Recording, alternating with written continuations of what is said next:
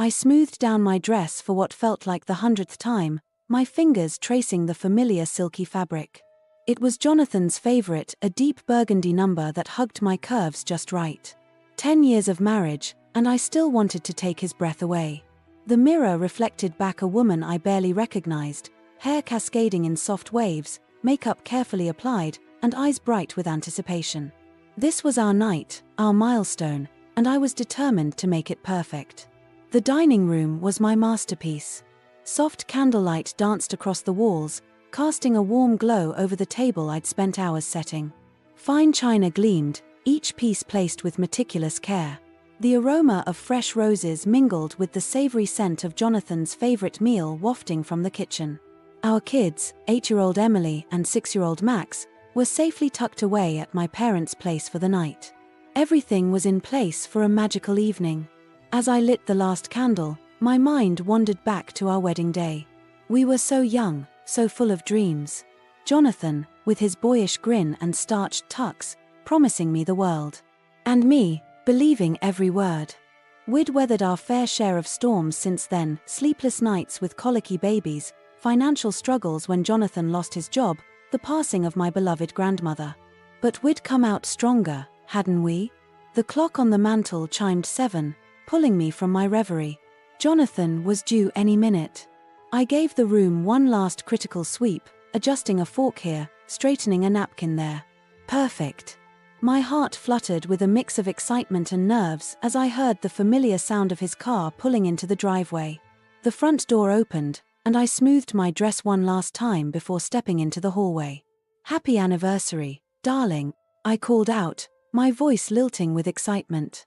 Jonathan appeared, looking dashing as ever in his crisp white shirt and dark slacks. My breath caught. Even after all these years, he still had that effect on me. "Hey," he said, his tone oddly flat. I brushed it off, attributing it to a long day at work. He was holding a small, elegantly wrapped box, and my heart skipped a beat. I ushered him into the dining room, watching his face for that spark of appreciation I'd been anticipating all day. "Wow, Maria," he said, his eyes sweeping over the carefully prepared scene. "You really went all out." There was something off in his voice, a note I couldn't quite place. Disappointment? Guilt? I pushed the thought away, determined not to let anything spoil our evening. We sat down to dinner, and I poured us each a glass of the wine we'd been saving for this occasion. "To us," I said, raising my glass. Jonathan clinked his against mine, a tight smile on his face. As we ate, I tried to engage him in conversation, reminiscing about our favorite memories, our dreams for the future. But Jonathan seemed distracted, picking at his food and giving one-word answers. "Is everything okay?" I finally asked, unable to ignore the growing knot in my stomach. "You seem distant." Jonathan looked up from his plate, his eyes meeting mine for what felt like the first time that evening. "Just tired," he said, forcing a smile. "Work's been crazy lately." I nodded, wanting to believe him. As I cleared the plates for dessert, a decadent chocolate cake I'd spent hours perfecting, Jonathan finally seemed to perk up a bit. He reached for the box he'd brought in, sliding it across the table towards me. "Open it," he said, an odd glint in his eye. My heart raced as I carefully untied the ribbon, savoring the moment. This was it, the gesture that would make up for his strange mood all evening. Maybe it was that necklace I'd been eyeing, or tickets to that play I'd been hinting about for months. As I lifted the lid, confusion washed over me. Inside lay a thick stack of papers, neatly bound. Legal papers. My eyes skimmed the top page, and suddenly the world seemed to tilt on its axis. Divorce papers. My mind reeled, trying to make sense of what I was seeing. This had to be some kind of mistake, right? A sick joke. I looked up at Jonathan, searching his face for any sign that this wasn't real. But instead of the loving husband I thought I knew, I saw a stranger. His lips curved into a smirk, his eyes cold and distant. "Surprise," he said, his voice dripping with sarcasm. Before I could form a coherent thought, let alone words, I heard snickering from the direction of the kitchen. I whipped around to see two of Jonathan's friends, Mike and Dave, standing in the doorway, barely containing their laughter. The realization hit me like a physical blow. This wasn't just a cruel prank. This was a calculated humiliation. Tears burned behind my eyes as I turned back to Jonathan. "How could you?" I whispered, my voice breaking. 10 years, 2 children, and this is how you choose to end it? Jonathan leaned back in his chair, crossing his arms. "Come on, Maria. You had to know this was coming. We've been drifting apart for years. I just thought I'd make it memorable." Memorable. The word echoed in my head, each repetition like a knife twisting in my gut. The candles, the roses, the meal I'd spent hours preparing, all of it suddenly felt like a mockery. I'd poured my heart into celebrating our love, and he'd turned it into a spectacle for his amusement. I stood up abruptly, my chair scraping loudly against the floor. The room spun around me as I struggled to breathe. Without a word, I fled from the dining room, desperate to escape the suffocating atmosphere of betrayal and humiliation. I could hear Jonathan calling after me, his voice a mix of amusement and feigned concern, but I didn't stop. In the foyer, I grabbed my coat and purse with trembling hands. As I fumbled with the front door, I heard footsteps behind me. "Maria, don't be so dramatic," Jonathan said, his tone condescending. "It's just a bit of fun." I turned to face him, tears now flowing freely down my cheeks. "Fun?" I spat out, my voice barely above a whisper. "You call destroying our marriage, humiliating me in front of your friends, fun?" For a moment, I thought I saw a flicker of remorse in his eyes. But it was gone as quickly as it appeared, replaced by that infuriating smirk. "You always did take things too seriously," he said with a shrug. Without another word, I wrenched open the door and stepped out into the cool night air. The contrast between the warmth of the house, the home we'd built together, and the chill outside was jarring. As I hurried to my car, I could hear the muffled sounds of laughter resuming inside. Each chuckle felt like another betrayal, another nail in the coffin of our marriage. I collapsed into the driver's seat, my entire body shaking. The tears came in earnest now, great heaving sobs that racked my body. How had I been so blind? How had I not seen this coming? As I sat there, surrounded by the familiar smell of leather and the faint scent of the air freshener Jonathan had bought me for Christmas, I felt my world crumbling around me. After what felt like hours but was probably only minutes, I managed to calm myself enough to start the car. I needed to get away, far away from the house that now felt like a monument to my shattered dreams. Without really thinking about it, I found myself driving towards my sister Clara's house. If anyone could help me make sense of this nightmare, it was her.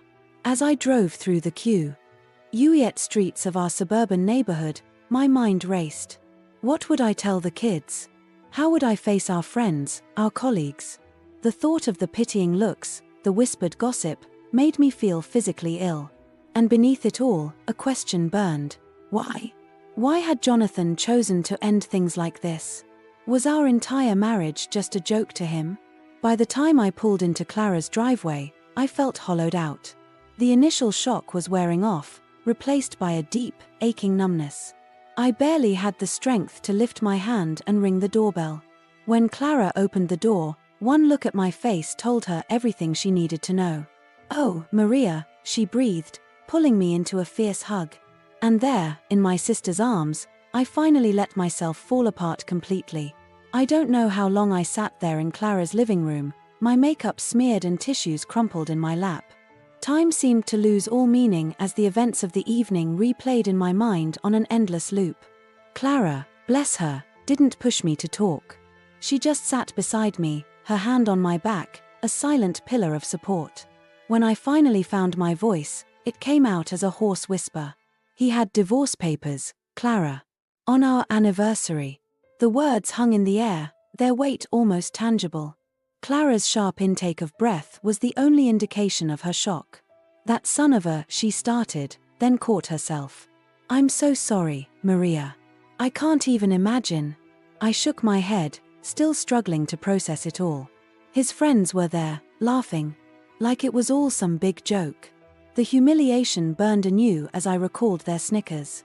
His friends. Clara's voice rose in indignation.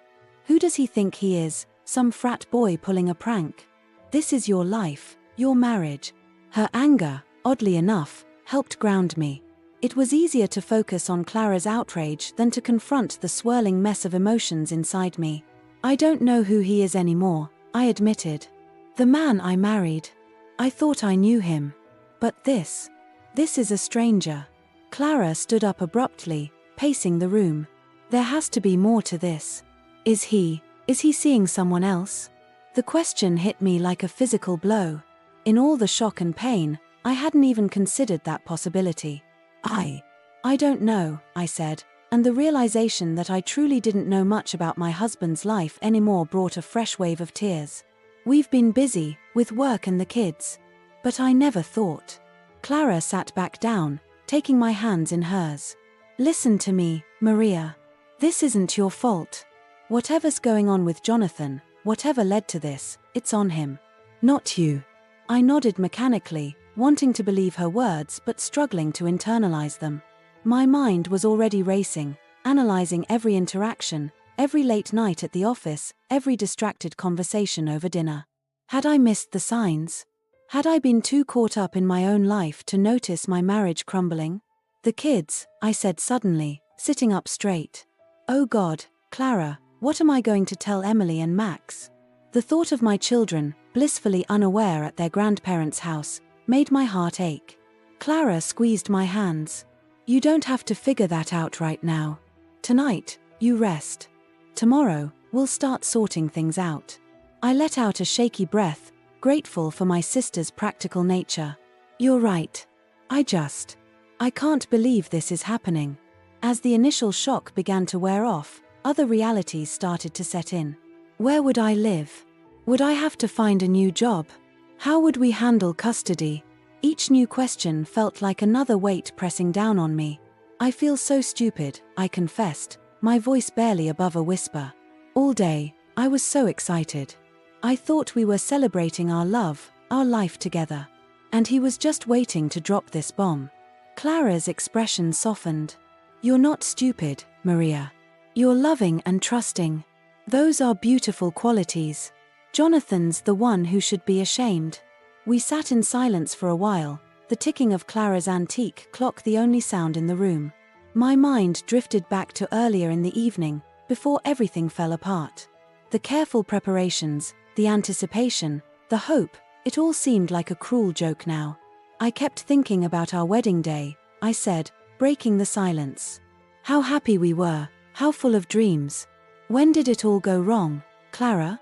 How did we get from there to divorce papers on our anniversary? Clara shook her head. I don't know, sweetie. Relationships are complicated. But ending it like this, that's not complicated, that's just cruel. As the night wore on, exhaustion began to set in. The emotional toll of the evening left me feeling drained and hollow. Clara set me up in her guest room, bringing me a soft pair of pajamas and a glass of water. Try to get some sleep, she said, pulling me into a hug. I know it doesn't feel like it now, but you will get through this. You're stronger than you know. I nodded, grateful beyond words for my sister's support. As I settled into the unfamiliar bed, I couldn't help but think of my own bed at home. Would Jonathan be sleeping there tonight? Or would he be out celebrating his newfound freedom with his friends? Sleep, when it finally came, was fitful and filled with disjointed dreams. I woke several times, momentarily disoriented, before the crushing reality of my situation came flooding back. When morning finally arrived, I felt as if I hadn't slept at all. The early sunlight streaming through the curtains seemed almost offensive in its cheerfulness. For a brief, blissful moment, I thought perhaps it had all been a terrible nightmare. But the unfamiliar surroundings and the ache in my chest quickly dispelled that hope. I dragged myself out of bed, wincing at my reflection in the mirror.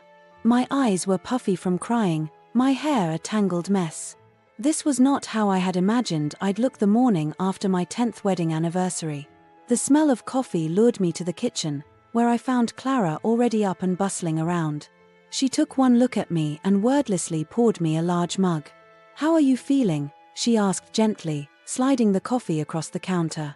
I wrapped my hands around the warm mug, letting out a long sigh. Like I've been hit by a truck. Emotionally and physically. Clara nodded sympathetically. I can imagine. Listen, I called in sick to work today. I thought maybe we could start making some plans, figure out your next steps. The idea of making plans, of moving forward, felt overwhelming. But I knew Clara was right. I couldn't hide in her guest room forever. Okay, I said, taking a sip of coffee. Where do we start? Clara pulled out a notepad. First things first, we need to get you a lawyer. I have a friend who specializes in family law. I think you should talk to her. The word lawyer made everything feel so final, so real. But I nodded, knowing it was necessary. What about the kids? I need to pick them up from mom and dad's. I can do that, Clara offered. Maybe it's best if you have a little more time to process before you see them. I felt a pang of guilt at the thought of not rushing to my children, but I knew Clara was right. I needed to be stronger, more composed, before I faced Emily and Max. As we sat there, mapping out the immediate future, a strange feeling began to settle over me. Amid the pain and confusion, there was something else, a spark of determination, perhaps. The image of Jonathan's smug face as he handed me those papers flashed in my mind, and I felt a flicker of anger. He thinks he's so clever, I said, my voice stronger than it had been since last night. Blindsiding me like that, humiliating me in front of his friends. Clara looked up from her notes, a glimmer of approval in her eyes. And what are you going to do about it? I straightened up, squaring my shoulders. I'm going to show him that I'm not some joke. I'm not just going to roll over and let him walk all over me. A slow smile spread across Clara's face. Now that's the Maria I know. As the morning wore on, we made calls, took notes, and started to form a plan. With each small step, I felt a little bit stronger, a little more in control. The pain was still there, raw and throbbing, but it was no longer all-consuming. By the time Clara left to pick up the kids, I had an appointment with a lawyer, a list of financial documents to gather, and the beginnings of a strategy. I wasn't naive enough to think it would be easy, but for the first time since Jonathan had handed me those papers, I felt a glimmer of hope. Standing in Clara's kitchen, looking out at the sunny backyard where we had played as children, I made a silent promise to myself. This would not break me. Jonathan may have shattered our marriage, but I would not let him shatter me. As I heard Clara's car pull into the driveway, signaling the return of my children, I took a deep breath. The road ahead would be hard, filled with challenges I couldn't yet imagine. But I was Maria Santiago, daughter of immigrants, sister, mother, and survivor. I had weathered storms before, and I would weather this one too. With one last look in the mirror to compose myself, I walked to the front door. It was time to face my new reality head-on. The walk of shame was over. Now, it was time for the walk of strength. The next morning, I woke up with a strange sense of clarity. The pain was still there, a dull ache in my chest, but it was overshadowed by something else, determination. As I lay in Clara's guest bed, staring at the unfamiliar ceiling, a plan began to form in my mind. If Jonathan wanted to play games, I'd show him I could play too. I padded downstairs to find Clara already in the kitchen, a steaming mug of coffee in her hand. She took one look at my face and raised an eyebrow. "You look different," she said cautiously. I poured myself a cup of coffee and sat down at the kitchen island. "I've been thinking," I began, wrapping my hands around the warm mug. "Jonathan thinks he's so clever, doesn't he? Dropping those divorce papers like some kind of sick punchline." Clara nodded slowly, her eyes never leaving my face. "He's always been fond of his little jokes," she said, a note of bitterness in her voice. "Well, I think it's time I gave him a taste of his own medicine," I said, a small smile playing at the corners of my mouth. It wasn't a happy smile, more like the kind of smile a boxer might wear before stepping into the ring. Clara leaned forward, intrigued. "What did you have in mind?" I took a sip of coffee, organizing my thoughts. "First, I need information. Jonathan's always been secretive about certain things. His work, his finances. I think it's time I did some digging." Clara's eyes widened. "You think he's hiding something?" I shrugged. "I don't know. But I intend to find out." The next few days were a whirlwind of activity. While Clara took care of Emily and Max, shielding them from the storm brewing between their parents, I threw myself into my investigation. I started with our home office, meticulously going through every file, every drawer, every hidden corner. It didn't take long to realize that Jonathan had been far more secretive than I'd ever imagined. Hidden behind a false back in his desk drawer, I found a stack of bank statements for an account I'd never known existed. My hands shook as I flipped through the pages, my eyes widening at the sums involved. Where had all this money come from?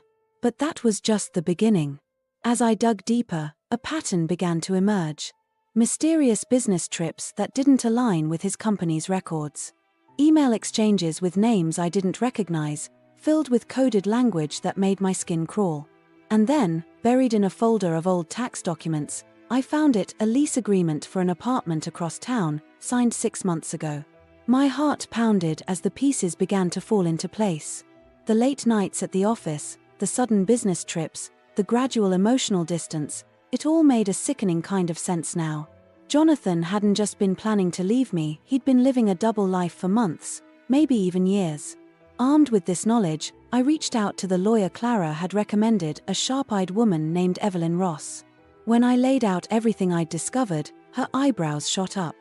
"Mrs. Santiago," she said, leaning back in her chair, "I think we have more than enough here to ensure a very favorable settlement for you. But," she paused, a glint in her eye, "if you're interested in a bit of poetic justice, I might have an idea." I leaned forward, intrigued.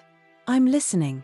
Evelyn's plan was bold, even risky, but as she laid it out, I felt a thrill of excitement. This was my chance to turn the tables, to show Jonathan that I wasn't the pushover he clearly thought I was. Over the next week, I threw myself into the preparations. I gathered evidence, made discreet inquiries, and slowly but surely built my case. All the while, Jonathan remained blissfully unaware. He'd tried calling a few times in the days after his anniversary surprise, but I'd let his calls go to voicemail. Let him stew in his own uncertainty for a while. Finally, everything was in place. I sat at Clara's dining room table, surrounded by documents, photos, and printouts. My hands shook slightly as I arranged everything in an elegant box, the same kind Jonathan had used for his divorce papers. "Are you sure about this?" Clara asked, watching me with a mix of concern and admiration. I paused, my hand hovering over the box. Was I sure? This wasn't like me. I'd always been the peacemaker, the one who smoothed things over. But then I remembered the look on Jonathan's face as he handed me those papers, the sound of his friends' laughter echoing in our dining room. My resolve hardened. "I'm sure," I said, tying the box with a ribbon. The next morning, I woke early. I'd barely slept, my mind racing with anticipation. I dressed carefully, choosing an outfit that made me feel strong, confident. As I applied my makeup, I hardly recognized the woman staring back at me in the mirror. Her eyes were sharp, determined. This was a woman who wouldn't be made a fool of. I drove to Jonathan's house, my heart pounding with each mile. I knew he'd be at work, which was perfect for my plan. I parked across the street, watching as a courier I'd hired approached the front door with my package. As the courier drove away, I felt a strange mix of emotions wash over me. Part of me wanted to rush in, to see Jonathan's face when he opened that box. But I knew that wasn't the smart play. No, I'd let him stew in his own juices for a while. I drove back to Clara's house, my mind already racing ahead to the next steps. I had no illusions that this would be easy. Jonathan wouldn't go down without a fight, especially now that I was onto him. But for the first time since that disastrous anniversary dinner, I felt like I had the upper hand. Back at Clara's, I found my sister waiting anxiously. "Well?" she asked as soon as I walked through the door. I allowed myself a small smile. "It's done," I said, collapsing onto the couch. "Now we wait." The waiting, as it turned out, was the hardest part. Hours ticked by, feeling like days. I tried to distract myself by playing with Emily and Max, but my mind kept drifting back to that box, sitting on Jonathan's doorstep like a ticking time bomb. It was late afternoon when my phone finally buzzed. Jonathan's name flashed on the screen. I took a deep breath, steadying myself, before answering. "Hello, Jonathan," I said, my voice cool and composed. There was a long pause on the other end of the line. When Jonathan finally spoke, his voice was a mix of anger and, was that fear? "What the hell is this, Maria?" he demanded. I allowed myself a small, satisfied smile. "Just returning the favor, dear," I replied. "Didn't you say you wanted our split to be memorable?" Jonathan's breath hitched. "You can't. This isn't." "Isn't what, Jonathan?" I cut in. "Legal? Ethical? Funny? I think you'll find it's all of those things." "Well, maybe not funny. At least, not for you." Another long pause. I could almost hear the gears turning in Jonathan's head as he tried to figure out his next move. "We need to talk," he finally said, his voice low and urgent. "Yes, we do," I agreed. "But not today. I think you have some things to think about first, don't you?" Without waiting for a response, I hung up. My hands were shaking, but not from fear. For the first time in days, I felt truly alive. Clara appeared in the doorway, her face a mix of concern and curiosity. "Was that him?" she asked. I nodded, a grim smile on my face. It was. And let's just say, he's not laughing anymore. As I sat there, processing the events of the day, I realized something important. This wasn't just about revenge. It was about reclaiming my power, about showing Jonathan and myself that I wasn't some helpless victim. I was strong, I was capable, and I was done being underestimated. The road ahead would be challenging, I knew that. There would be legal battles, difficult conversations with the kids, judgmental whispers from so-called friends. But for the first time since Jonathan had shattered my world, I felt ready to face it all. I looked at Clara, seeing the worry in her eyes, and managed a genuine smile. "It's going to be okay," I said, and for the first time, I really believed it. As the sun began to set, casting long shadows across Clara's living room, I felt a sense of peace settle over me. The future was uncertain, but one thing was clear: I was no longer the woman who had walked into that anniversary dinner. I was stronger now, wiser, and ready to fight for the life I deserved. Jonathan had tried to write me off as a joke. But now, the joke was on him. And I, Maria Santiago, was just getting started. The morning after I sent Jonathan my gift, I woke up feeling strangely calm. It was as if a weight had been lifted off my shoulders. I knew the storm was far from over, but at least now I was the one steering the ship. I padded downstairs to find Clara already in the kitchen, nursing a cup of coffee. She looked up as I entered, concern etched on her face. "How are you feeling?" she asked cautiously. I poured myself a cup before answering. "Surprisingly okay," I said, offering her a small smile. "It feels good to take back some control." Clara nodded, but I could see the worry in her eyes. "What's your next move?" I took a sip of coffee, savoring the warmth. Now, we wait. The ball's in Jonathan's court. We didn't have to wait long. Around mid-morning, my phone buzzed with a text from Jonathan: "We need to talk. Face to face. Please." I showed the message to Clara, who raised an eyebrow. "Are you going to meet him?" I nodded slowly. "I think I have to. But not alone, and not on his turf." After some discussion, we decided on a neutral location, a quiet cafe downtown that we used to frequent in our college days. I asked Clara to come with me, not to participate but to be nearby in case things got heated. As we drove to the cafe, I felt a mix of emotions swirling in my stomach: nervousness, anger, a touch of satisfaction, and underneath it all, a lingering sadness for what once was. Clara must have sensed my unease because she reached over and squeezed my hand. "Remember," she said softly, "you hold all the cards now. Don't let him manipulate you." I nodded, grateful for her support. We arrived at the cafe a few minutes early, and I chose a table near the back, away from prying eyes and ears. Clara settled at a table across the room, close enough to intervene if needed but far enough to give us privacy. When Jonathan walked in, I almost didn't recognize him. Gone was the smug, confident man who had handed me divorce papers with a smirk. This Jonathan looked haggard, with dark circles under his eyes and his usually impeccable shirt slightly rumpled. He slid into the seat across from me, his eyes darting around nervously before settling on my face. "Maria," he began, his voice hoarse. I don't even know where to start." I leaned back in my chair, keeping my expression neutral. How about you start by explaining why you thought it was appropriate to serve me divorce papers on our anniversary, in front of your friends? Jonathan flinched at my words. I was an idiot. I thought. I don't know what I thought. That it would be easier somehow. That if I made it a joke, it wouldn't hurt as much. He ran a hand through his hair, looking lost. I was wrong. So wrong. I felt a flicker of satisfaction at seeing him so unsettled, but I pushed it aside. This wasn't about revenge anymore. It was about truth. And the apartment.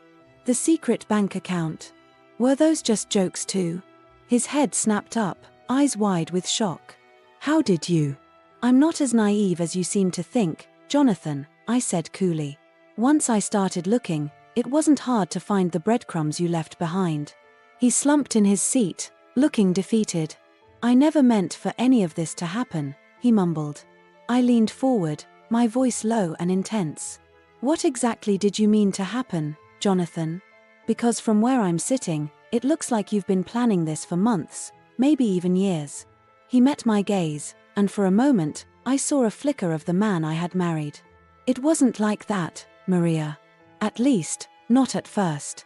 The apartment, it started as a place to work late, to avoid waking you and the kids when I came home at odd hours. The bank account was for a business venture I wanted to surprise you with. I raised an eyebrow, skeptical. And when did it change? Jonathan sighed heavily. I don't know. Gradually, I guess. The late nights got later. The business venture became more complicated. And somewhere along the way, I lost sight of what was important. As he spoke, I felt a mix of emotions washing over me. Anger at his betrayal, sadness for what we had lost, and a strange sort of pity for the man in front of me who seemed so lost. Why didn't you talk to me? I asked, my voice softer than I intended. We could have worked through this together. He shook his head, a bitter smile on his face. I convinced myself you wouldn't understand. That you'd try to hold me back. God, I was such a fool. We sat in silence for a moment, the weight of years of miscommunication and misunderstanding hanging between us. Finally, I spoke. So what happens now? Jonathan looked up, a glimmer of hope in his eyes. I don't know. I know I've hurt you, Maria. Hurt our family. I wouldn't blame you if you never wanted to see me again. But if there's any chance at all that we could try to fix this. I held up a hand, stopping him. Jonathan, I'm not going to sit here and pretend the last few days, the last few months, didn't happen. You broke my trust in the cruelest way possible. That's not something that can be fixed overnight. He nodded, looking deflated. I understand. I want you to know how sorry I am. For everything. I took a deep breath, weighing my next words carefully. I appreciate your apology. But right now, I need time. Time to process, time to figure out what I want, time to focus on our children who are going to be devastated by all of this. Jonathan nodded again, looking more like a chastened schoolboy than the successful businessman he portrayed to the world. Of course. Whatever you need. I'll move out of the house. Give you space. I think that would be best, I agreed. And Jonathan, I think we should let our lawyers handle the details from here on out. At least for now. He looked pained but nodded in agreement. As he stood to leave, he paused, looking down at me. For what it's worth, Maria, I do love you. I know I have a hell of a way of showing it, but I do. I met his gaze steadily. I love you too, Jonathan. But sometimes love isn't enough. After he left, Clara joined me at the table, her face full of concern. How did it go? She asked gently. I sighed, suddenly feeling exhausted. It was enlightening and draining. I think we're really over, Clara. She reached out and squeezed my hand. I'm so sorry, sweetie. But you handled it like a champ. I'm proud of you. As we left the cafe, I felt a strange mix of sadness and relief. The future was still uncertain, but at least now I had some clarity. The reveal was over, and while it hadn't gone as I might have once hoped, it had given me the answers I needed. Back at Clara's house, I found Emily and Max playing in the backyard. Watching them laugh and chase each other, blissfully unaware of how their world was about to change, I felt a renewed sense of purpose. Whatever happened between Jonathan and me, these two precious souls were what mattered most. I joined them in the yard, scooping Max up in my arms and tickling him until he squealed with laughter. As Emily ran over to join in, I made a silent promise to myself and to them. We would get through this. It wouldn't be easy, but we would emerge stronger on the other side. That night, as I tucked the kids into bed in Clara's spare room, Emily looked up at me with her big brown eyes. "Mommy, when are we going home?" My heart clenched, but I managed a smile. "Soon, sweetie. Things are going to be a little different for a while, but I promise, we're going to be okay." As I turned out the light and closed the door, I leaned against the wall, taking a deep breath. The reveal was over, but the real work was just beginning. It was time to start rebuilding, not the life I had, but the life I wanted, the life my children deserved. With one last look at the closed bedroom door, I straightened my shoulders and walked downstairs. Clara was waiting with a glass of wine and a sympathetic smile. As I sank onto the couch beside her, I felt a glimmer of hope. The path ahead was uncertain, but I wasn't walking it alone. And for now, that was enough. A week had passed since my confrontation with Jonathan at the cafe. Life had settled into a strange new rhythm at Clara's house. The kids were adjusting as best they could, though I could see the confusion in their eyes each night when they asked when we'd be going home. It broke my heart a little each time, but I knew we needed this space to figure things out. I was in the middle of helping Max with his homework when my phone buzzed. It was a text from Evelyn, my lawyer. "Need to talk ASAP. Can you come to the office?" A knot formed in my stomach. What could be so urgent? I quickly arranged for Clara to watch the kids and drove to Evelyn's office, my mind racing with possibilities. Evelyn greeted me with a grim expression that did nothing to ease my nerves. "Maria, thank you for coming so quickly," she said, ushering me into her office. "We've got a situation." I sank into the chair across from her desk. "What's going on?" Evelyn took a deep breath. "I've been in touch with Jonathan's lawyer. It seems that Jonathan is, well, he's contesting everything." I blinked, confused. "What do you mean, everything?" "The division of assets, the custody arrangement we proposed, even the grounds for divorce," Evelyn explained. "He's claiming that your gift was obtained illegally and that you've been plotting against him for months." I felt the blood drain from my face. "But that's ridiculous. He's the one who's been hiding things." Evelyn held up a hand. "I know, Maria. And we have solid evidence to back up our case. But Jonathan is playing hardball. He's hired a high-powered attorney known for aggressive tactics." I slumped in my chair, feeling suddenly exhausted. "I don't understand." When we met at the cafe, he seemed remorseful. He even talked about trying to fix things. "People can change their tune quickly when they realize what they stand to lose," Evelyn said softly. "Especially when it comes to money and reputation." I nodded, trying to process this new information. "So what do we do now?" Evelyn leaned forward, her expression determined. "We fight.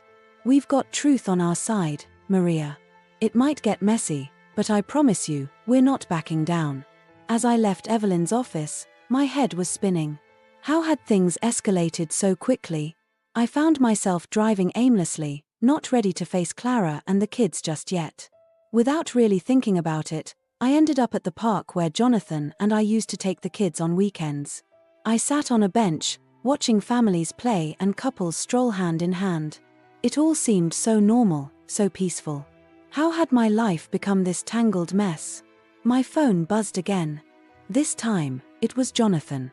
My finger hovered over the ignore button, but something made me answer. "Hello," I said cautiously. "Maria." Jonathan's voice sounded strained. I guess you've heard from your lawyer by now." I closed my eyes, suddenly tired. "Yes, I have." "Jonathan, what are you doing?" There was a long pause. When he spoke again, his voice was different, harder, colder. "I'm protecting myself, Maria. You left me no choice." I felt a surge of anger. "No choice? You're the one who started all this. You're the one who lied, Who cheated? I never cheated on you.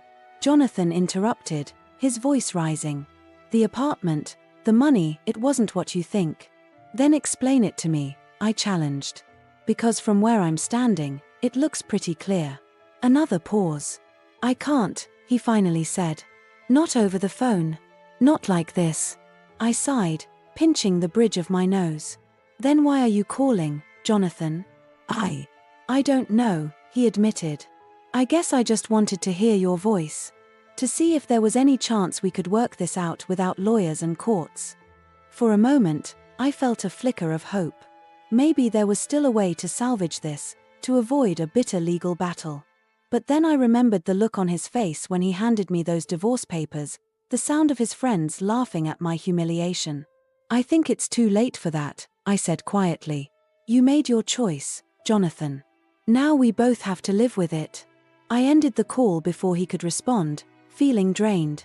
As I sat there in the park, watching the world go by, I realized that this was just the beginning of a long, difficult journey.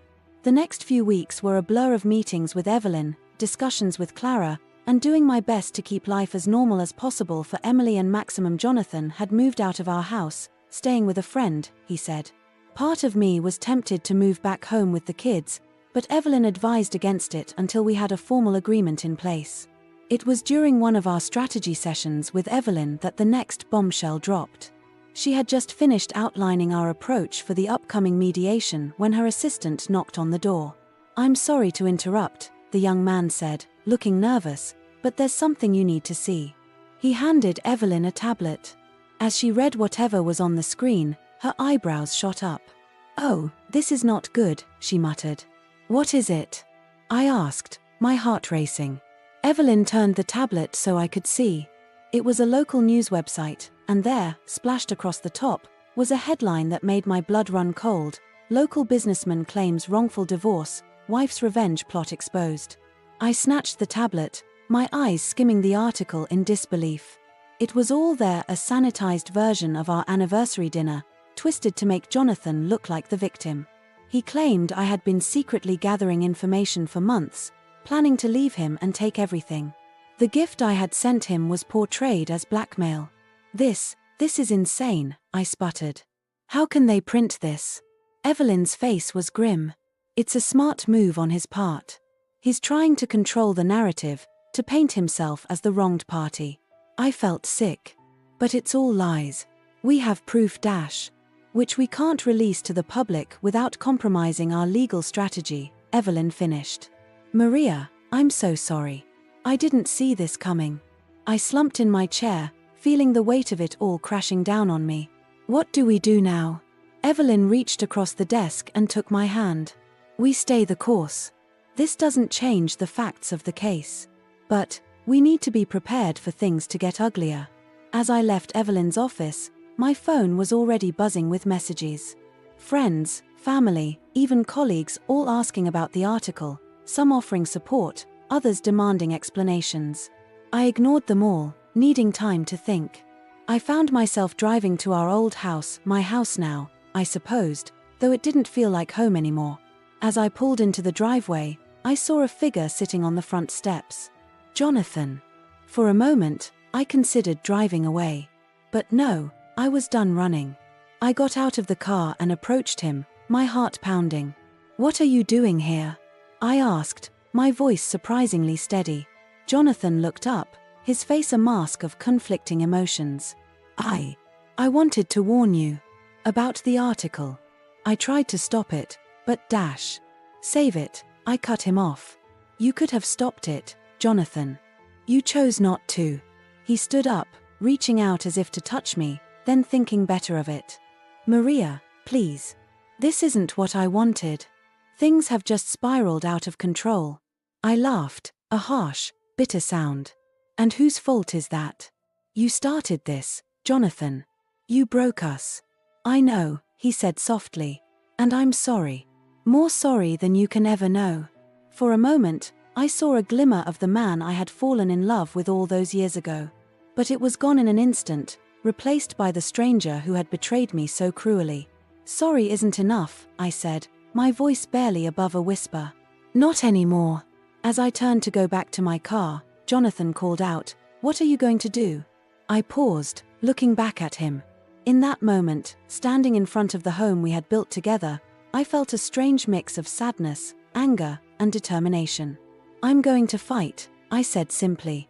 "For myself, for our children, for the truth. And Jonathan, I'm going to win." As I drove away, leaving Jonathan standing alone on the steps, I realized that this unexpected twist had changed everything. The gloves were off now. It wasn't just about divorce anymore, it was about vindication, about reclaiming my story. The road ahead would be hard, I knew that. But I was ready for whatever came next. Because now, more than ever, I had something to prove, not just to Jonathan, or to the world, but to myself. The unexpected twist had turned my world upside down once again. But this time, I was prepared. This time, I would come out on top.